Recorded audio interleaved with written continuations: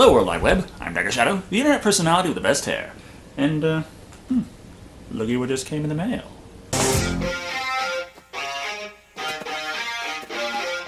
Killer Klowns from Outer Space, a cult classic horror comedy from 1988. Also a very common request for me to cover, as it's pretty well known. Of course, I have seen it before. As I recall, it absolutely terrified me. Of course, I was 8 years old.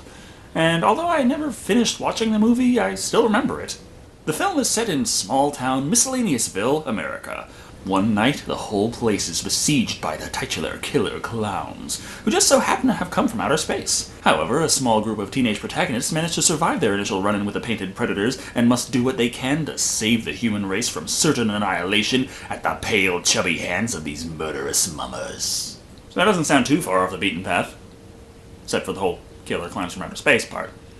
But, nonetheless, I can fill a request and finally get closure by actually finishing the movie. So, let's take a look at Killer Klowns from Outer Space and see why people are still talking about it to this day. Could be the music, as right when it kicks off.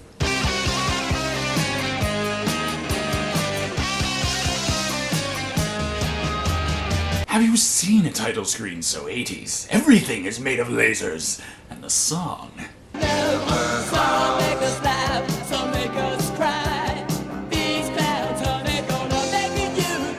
It follows the rule of 80s comedies. Every comedy made in the 80s must have a theme song, no exceptions.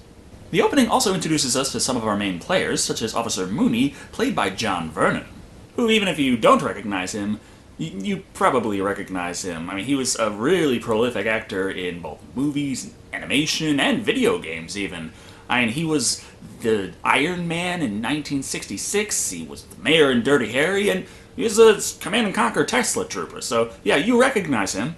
But let's not forget the youth in this city, showing their rebellious streak, buying all the beer brand beer, and bringing it to the designated makeout spot.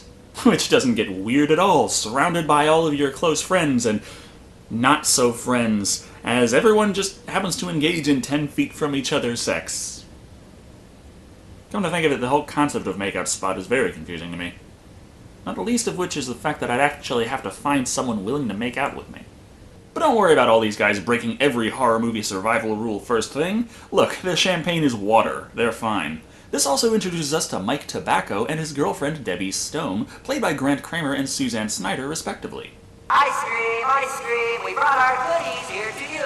A tasty treat for while you screw. Oh, not now. Wait, do they have fudge bombs? Oh shit, where are my pants? Introducing the hapless comic relief duo, the Terenzi brothers, Rich and Paul, played by Michael Siegel and Peter Licassi. So you don't want any ice cream? Well, you're not getting any. We were getting it before you showed up. Who, mercifully enough, are chased off screen for the majority of this movie. Knuckleheads. You know those guys. Those guys are my best friends from school. Which will make it very convenient much later when it turns out I need their help for some unknown reason. That means we can get back to our leads enjoying their homeopathic champagne and getting down to laying on a raft and staring at the sky. This is great. Yeah. Man, life was boring before the internet. To remedy that, something peculiar shoots through the sky, noticed only by these two, as well as a farmer some distance away, played by Royal Dano.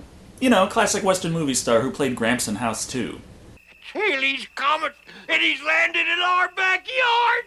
Haley's Comet last went by the Earth in 1986, 2 years before this movie was released. And it takes it 75 years to make an orbit.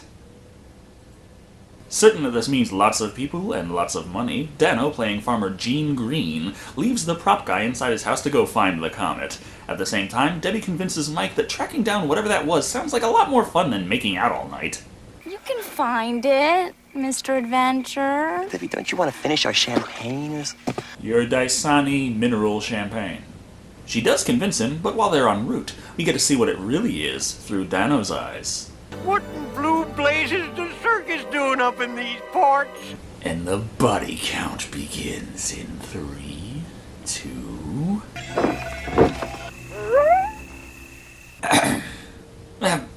Fun fact, the first kill in this movie was originally scripted to be the clowns running a man off the road, but they changed that to the opening credit sequence, so in this cut of the movie, it establishes the clowns, in my opinion, as much more evil, much faster.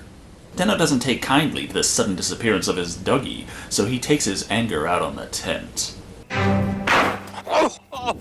Which is actually a super high-tech armor-plated circus tent.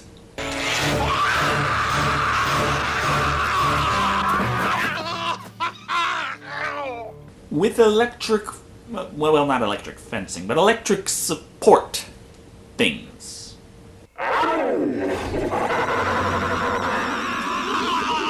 And killer clowns from outer space. Which, no matter how many times I say it, never sounds any less ridiculous or awesome. Sometime after this, Mike and Debbie find their own way to the site, with two main differences. One, there's no sign of the man or dog left for them to notice, and two, the clowns are either generous or terribly absent-minded, and have left the front door open. Come on, let's check this out. No. Don't worry, baby, if you were some homicidal maniac, who would you kill, the girl or the guy running around talking like this? Come see the incredible Miss 50-50, half man, half woman. The perfect double date. Well, at the very least, most of Tumblr wants to see him dead now. Or, right over here, we've got Belinda, the Billy McWonder. Watch her binge and purge before your very eyes. Make that all of Tumblr. As they continue to explore the very strange, mysteriously high-tech circus tent, they find a spare fusion reactor, but that's not important, so they move on to the cotton candy room. This must be where they hang it up to dry before they ship the stuff out. Hangs it? What? Has this guy never actually paid attention to the guy making the cotton candy right in fucking front of him 2 feet away? Nobody stores cotton candy like this. What are you talking about? Of course it is. Look. See, babe, the dead bloody old guy in the middle. Only the best cotton candy is made with such fresh corpses. Or this is not normal, but overwhelmingly horrifying. Not too much Ardua can do besides try and stay out of sight as a clown is near. But Joe Lombardo. he just can't control himself when he sees an old friend dead. Yeah, Joel Lombardo is one of his friends. He mentioned this earlier, in a different cut of the movie. The point is, they have to run for their life, especially as this clown is equipped with the terrifying popcorn gun. Are you okay? I think so. It's kind of like a shotgun, only much less effective. Their escape isn't that easy, though, as we establish the clown's balloon animal powers, creating an inflatable bloodhound to track their prey. Thus, Mike uses car. It's super effective. Having escaped back into town, the clowns opt to follow them into Crescent Cove.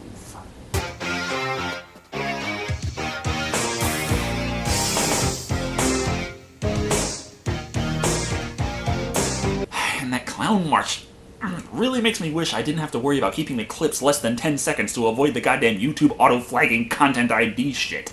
Back on what I can show without having to fight tooth and nail, Debbie tells Mike that she knows a guy in the police station who will believe their story about, well, Killer clowns, and they shot popcorn at us. We barely got away. Killer clowns from outer space. In case you're wondering, Mooney is not that guy. This is complicated further as it soon becomes obvious that Dave, played by John Nelson, is in fact Debbie's ex-boyfriend, and Mooney recognizes Mike as a friend of the annoying comic relief duo. Clowns. I get it. Another one of their stupid stunts to sell ice cream from that goddamn truck those hoodlums run around in. Because nothing moves Baskin-Robbins like an apocalyptic alien invasion. Thus, Mooney thinks the whole thing is bullshit, but Dave opts to at least investigate. Not by noticing that the clowns are already in the city killing people left and right, mind you, but by dropping Debbie off at her house and telling her to let the men take it from here. And because it's not like the clowns are going door to door killing people in their homes.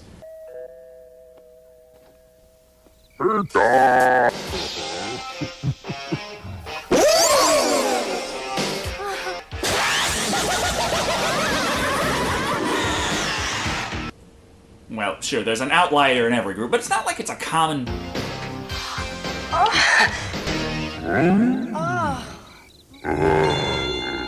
Fucking hell, what's next? A pair of clown missionaries on a bike? Point is, with Debbie safe and sound, sure to not wind up a damsel at any point here on out, Dave and Mike make it back to the forest with the circus tent. Except there is not a circus tent, just a big fucking hole in the ground. Mooney was right, huh? Got nothing better to do but cause problems. I know the truth. You and your friends must have spent weeks or months digging this hole just for this silly prank. Well, no sir, I'm sharper than that. Of course, whether Dave believes it or not, the clowns are continuing to terrorize the city in all its screamingly 80s glory. What are you gonna do? Knock my block off. You 90s kids may think you understand, but you merely adopted the 80s. I was born in it, molded by it. And yet I still don't understand crowded makeout spots, where the teens refuse to leave even when being assaulted by murderous extraterrestrial carnival attractions. Not sure why Dave decided to stop off here before heading back to the station, but it means he now believes Mike's story, which is more than Mooney can say, despite the calls he's getting. I think I have a bit of a problem here. Did the Terenzi brothers have the whole town in on this? What the hell with them all? Killer clowns from outer space is far too off the wall to be believed, but a conspiracy where literally everyone in town is in on it to try and convince you in such an unbelievable story, merely to make you look like a fool? Well, obviously, what else could it be? Jesus!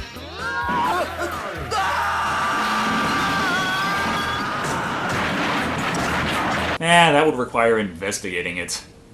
Or looking out the window. Or turning on the TV. Besides, this is the original opening, now delegated to the 40-minute mark, so it's not that important. What is important is Debbie getting naked. PG-13 naked. But you take what you can get. Unbeknownst to her, though, the popcorn is more than a mild annoyance.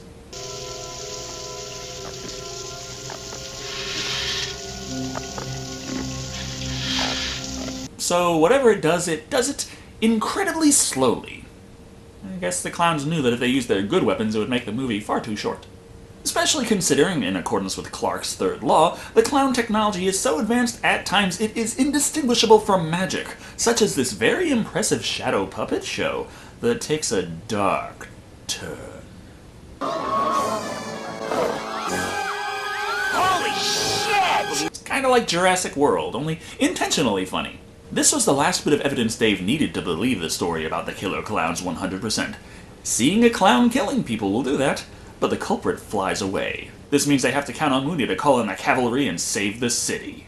Well, it's gonna take a hell of a lot more than a lame prank like this to get Curtis Mooney to throw in his badge, so fuck you! Over. PG-13, so they're allowed to say fuck once, and they spent it on John Vernon. Damn good choice. At this point, the guys split up, with Dave heading back to the station to call for help himself, and Mike meeting back up with the comic relief duo. You're the one who said we get girls this way. No, I didn't. You did. did. You did. You did. You did. Cotton candy death ray now, please! Expressing just how helpful they'll be, it turns out the Terenzi brothers didn't even notice the horrible rampage of murder going on, and don't believe Mike. However, they will help him under one condition. Look, at least take me over to Debbie's house, okay? I think she's in danger. Does she have any roommates? Yes, she's got two. She's got two beautiful roommates with big boobs. That's all well and good, but does she have Nintendo? While everyone goes their own way, Mooney gets a bit more evidence that people aren't just making shit up, but still doesn't believe it. For me?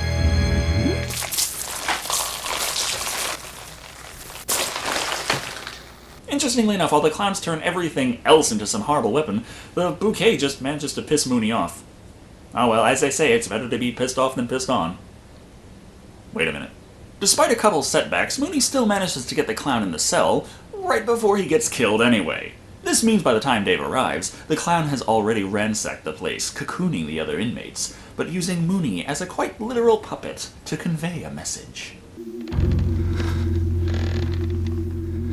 Don't worry, Dave. All we want to do is kill you. Years before Independence Day, and far, far creepier. Dave isn't going down without a fight, though, even if the clowns hardly even flinch when shot in the midsection. However...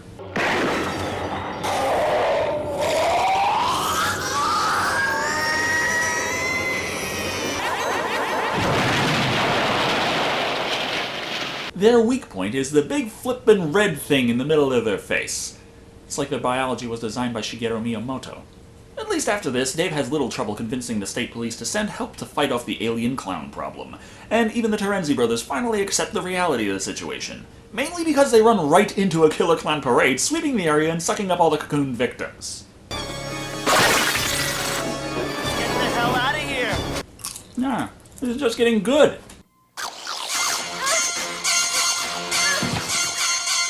So that's what the popcorn... Oh. Before I die, I'd better finish this review anyway. Turns out the popcorn grows into clown tentacle snake things. Why this is made into a projectile weapon I still don't know, but as Debbie runs for her life, we find that the clowns have already surrounded her home, meaning she is doomed to be cocooned. Or ballooned.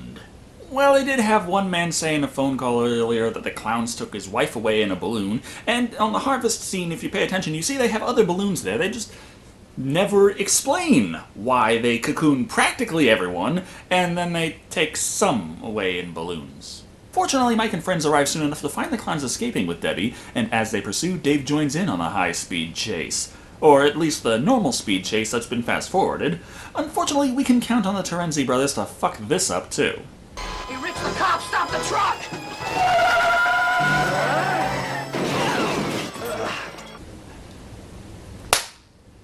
Thus they lose their target, but fortunately Dave has already figured out where the clowns must be hiding since they moved their tent. The amusement park, which has the impenetrable defenses of one security guard. What are you going to do with those pies, boys?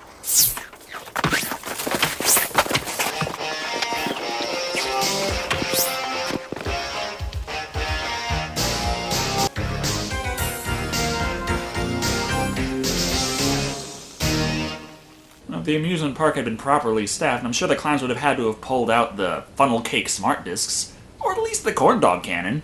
Point is, now that the damsel is in place and our heroes have arrived at the enemy fortress, Act 3 can get underway, as well as exposition to try and logically explain why the hell the Earth is being invaded by alien clowns.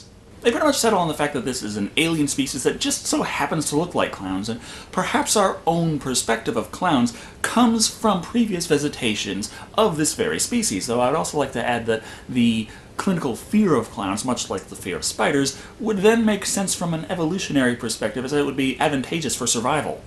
Of course, that doesn't explain why they're here. Maybe they're just cruising through the galaxy and stopped here for a bite to eat. It always gets me when an alien species that has an unlimited supply of popcorn and custard pies and fucking cotton candy needs to come to Earth to eat people. I mean, yeah, those things aren't food to them, but it still just feels really strange to me. Dave tells everyone to stick together, and like clockwork, the Terenzi brothers wind up separated from the group. Don't worry though, they've landed in the sexual comedy ball pit with the female clowns. Are you Debbie's roommates? Please kill them. They're killer clowns. That's what they do. They kill it. Please kill them. While that happens, Dave and Mike make their way back to the cotton candy room, now jam-packed with fresh victims. Before they can locate Debbie's balloon, however, the question about what the clowns want is pretty clearly answered.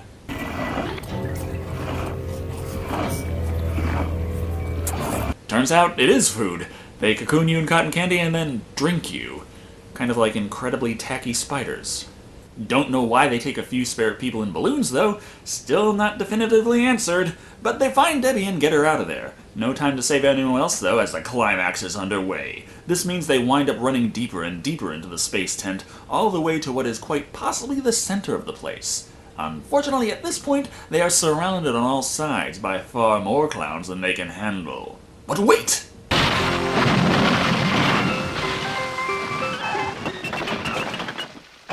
Ah, fuck, it's the Terenzi brothers. Party's over, guys! They act like they're a clown lord and demand all the clowns leave the people alone, and they seem to comply. Of course, this is more likely due to the fact that there's a much, much larger clown coming over to take care of this problem. Clownzilla! Well, clown wasn't really called anything in the movie, but that's effectively what it's known as. Everyone out of the truck, come on! We can't, it's rented! Would someone please kill them?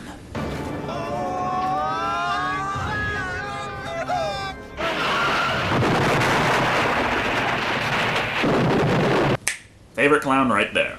Taking the final battle for himself, Dave tells Mike and Debbie to run out of the convenient escape route that just opened up while he takes care of the big guy, by completely forgetting about the whole shoot them in the nose part of defeating them. But on the plus side, it looks like Mike and Debbie won't have to slowly explain they're not crazy, as quite a few officers bear witness to the alien tent ship spinning top thing taking off. Which does manage to explain how it makes such a big damn hole in the ground.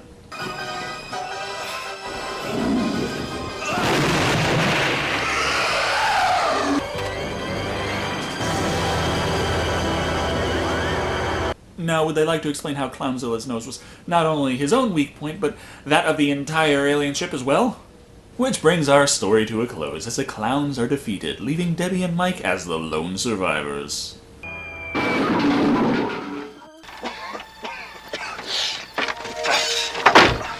So it turns out that Dave lived hiding in the clown car. I can believe that. Wow, what a ride! Bullshit! You blew the fuck up! We hid in the freezer with the ice cream. Yeah. Anybody want a dipsicle? Nice. It'd be a happier ending if they just revealed the clowns were still alive.